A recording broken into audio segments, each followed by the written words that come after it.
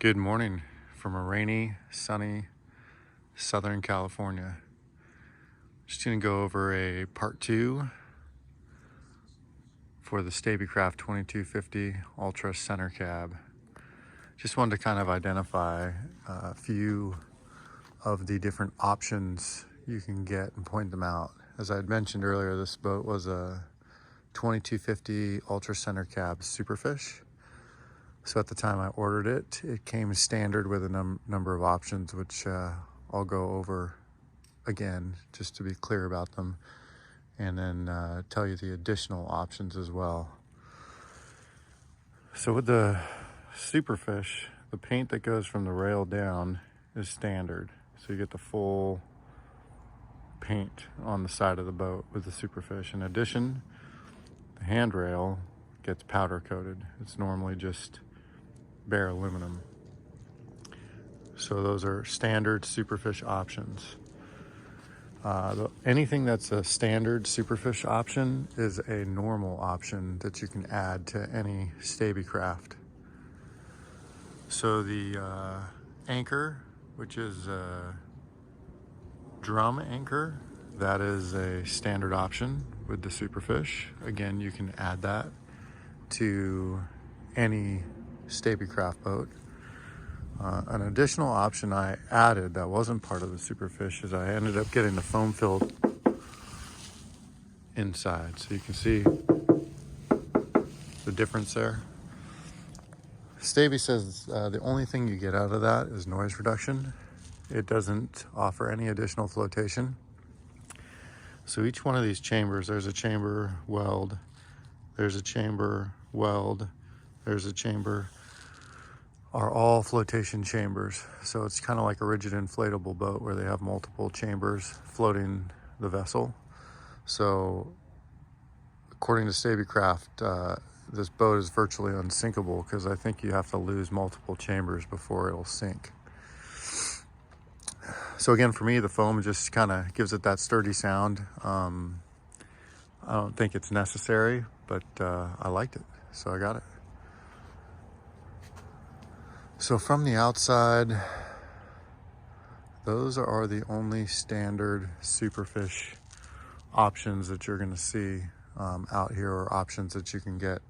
The normal bare bones Stabicraft just has some paint here, and I think that's like the level 1 paint. There's a couple different levels and I can't quite remember what they all are. Okay, we'll move up inside and we'll talk a little bit more. So again, extra paint is an option, powder coated railing is an option, drum winch option, and then foam filled pontoons is an option. Okay, continuing in the back of the boat here, some options and Superfish standard options. Like I had mentioned before, you get this bait station, standard with a Superfish, which also comes with a 15-gallon live well and 2 tuna tubes. Those are options you can add to any boat. I can't quite remember the name of it off the top of my head, but I think it's tuna tubes, bait well plus bait station is maybe what it's called. These rod holders here come standard with the Superfish. You can purchase those for any boat. They're pretty neat. They hang on the railing here, and they just give you some vertical, obviously, poles, so you can stick your pole in there either when you're driving. I use a lot for when I'm rigging the rods right there. You stick it in the vertical, rig it over there, but I like them. Came with the boat, so I was happy with that. This U-decking, standard feature for the Superfish. You can add it. Super comfortable on your feet. It's relatively thick, as you can see there. So I believe it's going to last a pretty long time, and definitely an option I would recommend. Part of the paint package comes standard, where basically the floor to the top there is all powder coated. So that would be bare aluminum for a standard boat. In addition to that, you'll notice that this whole back bait station and back of the boat is all painted. On a standard boat, the paint basically stops right here, and then this whole back area is all just standard aluminum.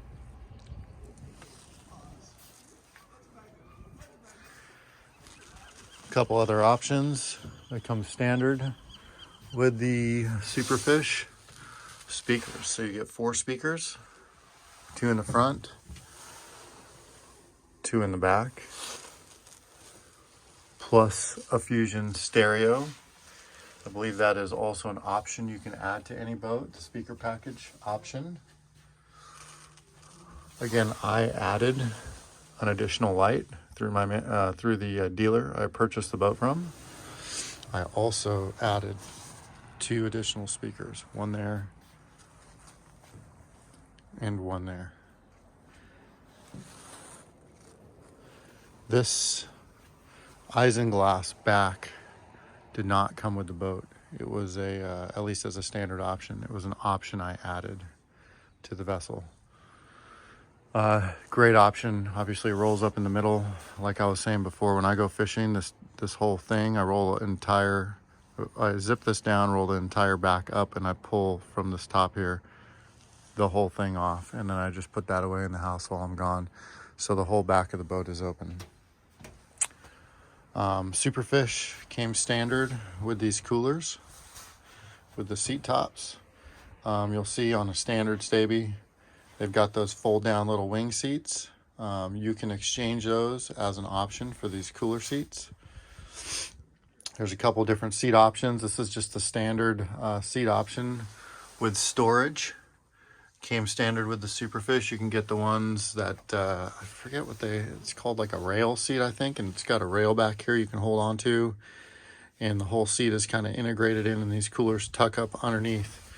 I didn't see the need for that because those end up kind of putting these backs here, and they eliminate, I believe, some of the storage areas back here, so I didn't want that.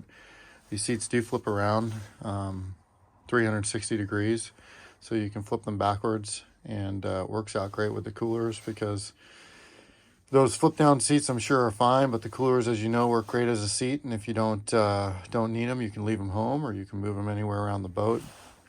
You can set them up in the middle here so everybody can walk around them, and there's just more walking space, so they're really just a great option to have versatility. So again, standard Superfish option, and you'll see that U-deck goes all the way up towards the front, underneath the front sleeping area there. So one of the options was a heater. When you get the diesel heater in the 2250, the fuel tank just kind of sits here and wiggles around. They run the plumbing for it down through here, and then behind this cooler down in here, there's a lot of space down there, as you can see. I mean, it's probably 9-10 inches of space. This compartment's 12 inches deep in there. So there's quite a bit of room, and they mount that heater in there, exhaust it out somehow, and then plumb the actual vents of the heater up into the dash. So they're pointing straight up from here and hitting the window for defog. That was a really cool option, and I don't know, I'm torn on whether I got it or not. I originally was going to get it, and then I saw how much they wanted for it. I think it was like a $4,500 MSRP option, and for that much money I kind of bowed out. I figure worst case for defog options, I can get something 12 volt I can plug in. I'm testing a couple different items, or I could always, I have one of those diesel heaters I use for camping. I bought it off of Amazon years ago for like $90. Probably has 300 or 400 hours on it. It works great. So I can always think about something like that if I need to. Another option is a toilet. So I just got some storage here. That compartment goes pretty far up in there, and when you order a toilet, there's a couple different options. There's like a built-in toilet, which this floor I think ends up getting moved down a little bit because there is a compartment underneath here that I think is just open air, and they end up putting a toilet in there that's a bit deeper. Or you can get the porta potty, option too. And I don't know if it moves the floor down or not. But when you don't get a toilet, it makes everything flat. And obviously you get no toilet. And I like that though, because having that space flat like that just gives you a lot of room for storage. And at the end of the day, if you're not, I mean, this boat isn't designed to be, you know, lived in anyways. It's a fishing boat. You just get the old bucket toilet and that works fine. The toilet also comes with like a curtain here, privacy curtain, so you can sit in the hole in the dark and do your business. And it comes with a holder that gets mounted onto there for toilet paper. That was like a $1,400 option that originally I had on there, but I ended up taking it off and buying a $40 bucket toilet. You can see there a couple drips. So this, let's see here, this is the culprit right here. Still need to put some sealant on there. Usually it doesn't rain that much here in California, but we've had a rough winter, which is good. We need the rain. I ended up putting the life jackets up front there and keeping the center area open to access my spare anchor or my rear anchor. When I go out to the local beaches here, it'll be nice to be able to kind of anchor like Bahamian style. Anchor the bow out towards the ocean, back it up, throw the secondary anchor onto the beach, so you can just keep the boat pointed in the direction you want. So I just wanted to make sure that was easy to access. Storage under both those seats. A couple things from the last time. These lights were a mystery, right? So I'm going to go on the dash. I'm going to show you all the standard options. So with the Superfish, all these little switches are live. So you got wiper, port and starboard, deck wash, which is your saltwater wash down. Tuna tubes are the two big tubes in the back. The bait tank is the 15-gallon live well. Bilge pump is set to auto. It has an off, auto, and manual on.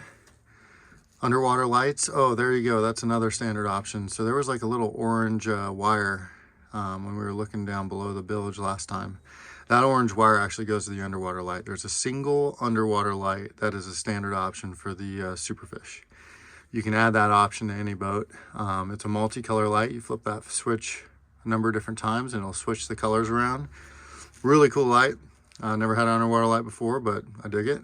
Lights are just the railing lights for when you're walking up to the front, just the soft lighting so you can see where you're walking. And the cockpit lights, there's that big white one in the back there. So let's turn that on. And I'm gonna show you. There we go, white. So you'll notice there's only one row on, and last time I was talking about that one having a little bit of a different hue. So I'm gonna turn those off and we can talk about those just a little bit. I ended up asking the dealer, he said they hadn't heard of those being red before or any additional color. I emailed Stavy and I emailed Narva. Narva got back to me first and they basically sent me a diagram and said that's a white and red light. Here's the wires, this is how you hook it up. And I said, well, that's great. Stavy got back to me and said it's a white only light. And then I explained to them that there's a red option with an additional reply. And then they emailed me back and said that basically their standard light manufacturer they normally use, which is Helm, apparently was out of lights. So this company was an interim lighting system that they were using. And even though it was a dual light system, they just opted to not hook up the red light, which I thought was pretty lame. I mean, geez, if you're gonna plug in a lighting system and if it's a dual lighting system, why would you not hook up the additional light color as an OEM? I mean, these boats are north of 6 figures. You think they'd do that, but I guess not. So I tied in, put in this little nifty switch here. And oh my God, they're red now. So for those of you out there that have these Narva lights on your Stabies, I'm guessing there was like a 4 or 5 month period where these were getting installed instead of the Helm Marine lights. You might have an option for red that just never got hooked up. So basically if you go up through these speakers here and you look kind of up underneath here, the wiring harness comes in, and there's 3 colors. There's a red, a white, and a black. One of those wires is for the red light, which is oddly enough the white wire. And it's just going to be cut off about 24 inches in there, just dangling, not doing anything. So if you hook that wire up to some 12-volt power and a switch, you got additional lighting in the back. A couple other little things that I found over the last couple weeks. Haven't really been out fishing. Unfortunately, we just had bizarre weather, coupled with not timing my days off. These, let's see if I can show you here. These plugs, so one's a 12-volt like cigarette lighter style, and the other one is a USB. So when I got the boat, this side had both 12-volt plug-ins, and the starboard side over here had 2 USBs side by side. So I thought that was weird, but whatever. I plugged in a 12-volt cigarette lighter to this back one when I was testing something out, and blew the fuse. I went back there and looked at the fuse. It was a 3-amp fuse, and it was labeled USB. I said, they must have not put these in correctly. I mean, when these are covered up, they kind of look the same, you know, so maybe whoever installed this at the factory wasn't paying attention, but they put both 12-volt plugs on one side and 2 USBs on the other. So I ended up having to switch that over. I pulled the one 12-volt plug out of this side, and I installed it in the correct location on this side, because this is like a 15-amp fuse. This is like a 3-amp fuse for USB. So that was a little bit weird. Again, just a quality control issue. I mean, you're going to get some stuff like that. When I was back there messing with the fuses, tight spaces, but way back there behind that toilet paper, there was one of these style fasteners. This is how this whole boat is basically put together, right? So they weld the hull, then they screw in this section to the hull, and then they screw the top in to this section. So one of these back behind there, see how there's like a gap there? There's a number of them where there's a gap, right? It's not exactly true because they don't one off each lid for, you know, each boat. They just obviously manufacture and put them all together, but that's okay. But anyhow, one of these down below there behind that toilet paper was completely loose. So I basically tightened it, and I'm sure it would have been fine, but now it's better than it was. There's another example here. So see this one, how it kind of moves and isn't tight. I tried to tighten that one, and it was pretty darn tight. I think in order to get in there and tighten it properly, I'd have to take the stereo out and reach in, but I'm not really interested in doing that. A couple additional kind of upgrades or things to know about these boats. So there was no USB or 12-volt plugs put anywhere here on the dash. I actually had them install additional ones back here because I couldn't remember if they came with them or not, but the boat came with them right there, and I can't remember if that was a Superfish thing or just a standard Staby thing. Probably standard, I would imagine, but I ended up putting more down there just because I wasn't sure, which is fine, but the whole time I didn't realize there was nothing here. So this little cubby actually will charge your phone, but unfortunately with the angle, because it's not flat, it's angled, the phone kind of misses the charger and it doesn't charge very easily. In addition to that, you kind of want to watch your phone, because my phone sits here like this when I'm driving. So I went ahead and just glued in some holders and put in a plug for the phone that plugs in. Right, sorry, I took it off yesterday because I was fixing those plugs.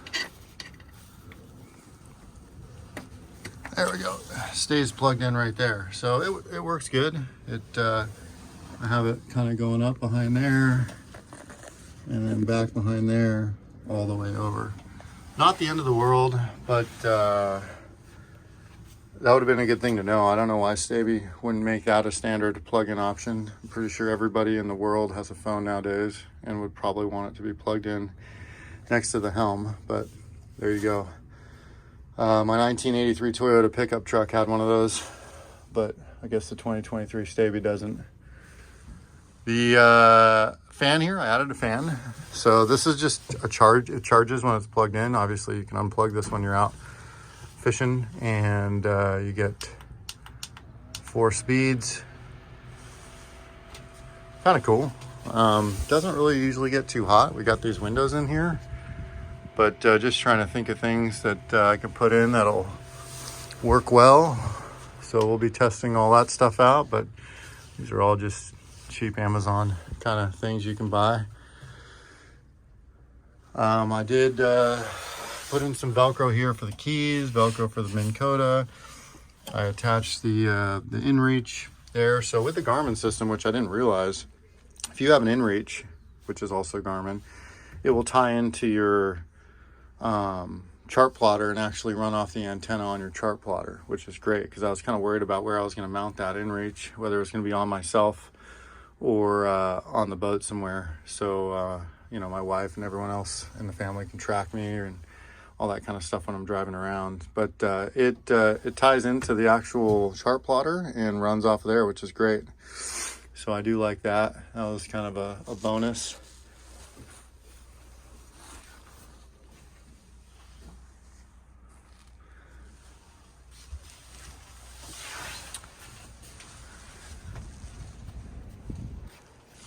Turning out to be a pretty nice day today.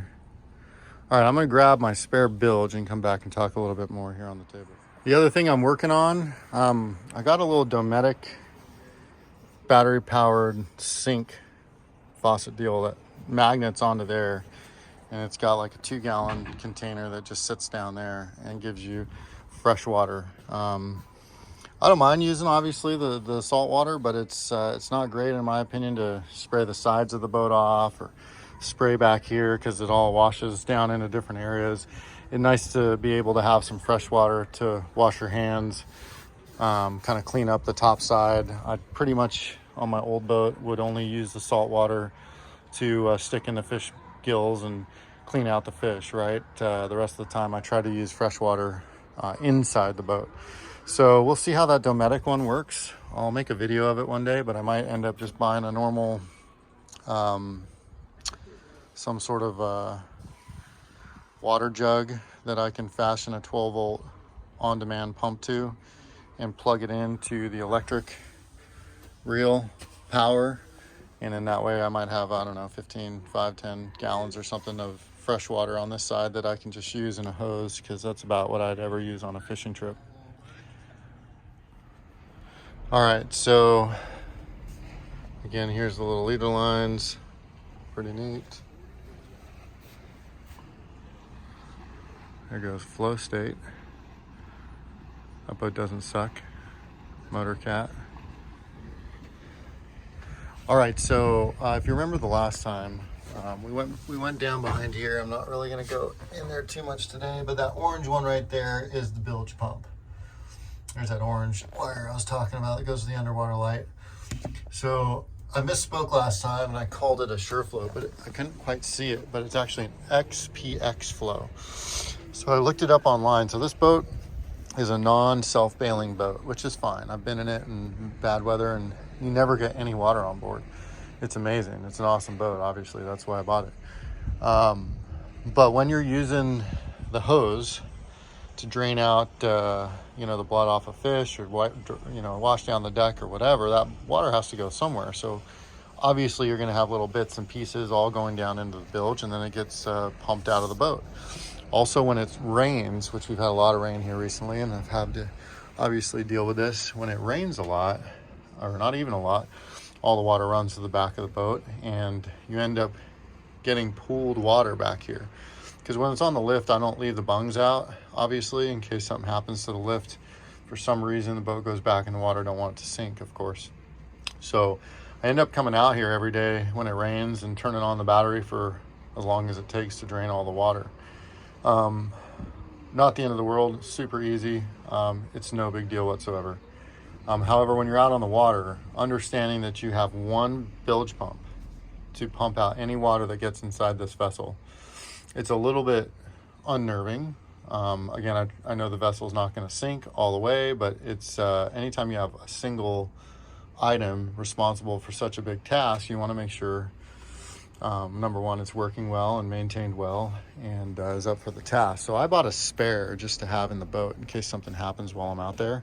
And what I'll end up doing is I'll wire this up to where I can plug it in to these 8L clamps if I need to, and turn on, because this is all just 12-volt direct power for the electric reels. And I'll probably end up gluing it down there onto there. So it'll be a lot higher than the normal bilge, but at least it'll be a potential backup option if need be. But the interesting thing is I looked up the pump. It's a Johnson pump, Ultima SPX Flow bilge. So here it is. It's just the standard. This is the strainer, clips in to the strainer. On the back side here, you've got your standard impeller, and it's just a hardened plastic impeller. Nothing too special. Definitely no real macerator capabilities, and it works good. However, I think, in my opinion, if you're gonna have a single bilge pump for a boat, this is an $80 pump on Amazon. You might want to have one that's a little bit better. All right, so the neighbors stopped by to say hi, check out the new boat. Their boat's way cooler, but I still love this boat, obviously. All right, so where was I? Great bilge pump, but it's an $80 bilge pump on Amazon.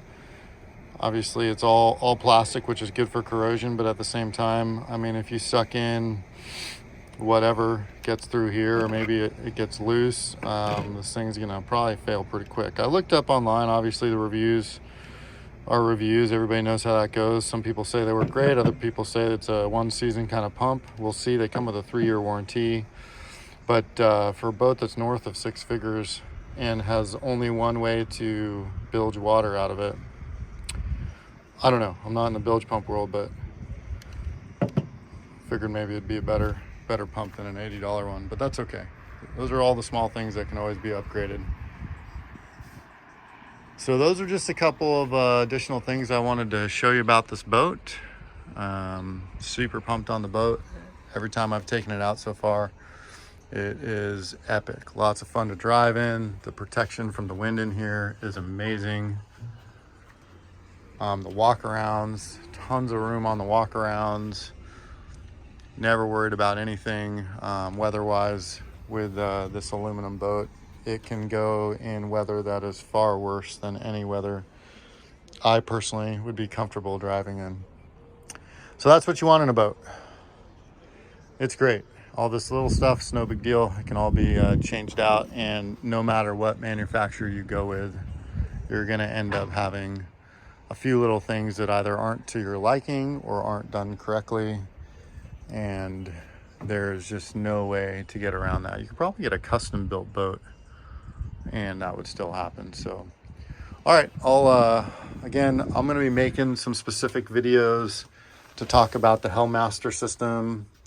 And in the last video I talked about a steering wheel. Obviously it wasn't the steering wheel, it was the electric steering mechanism that took forever to get in.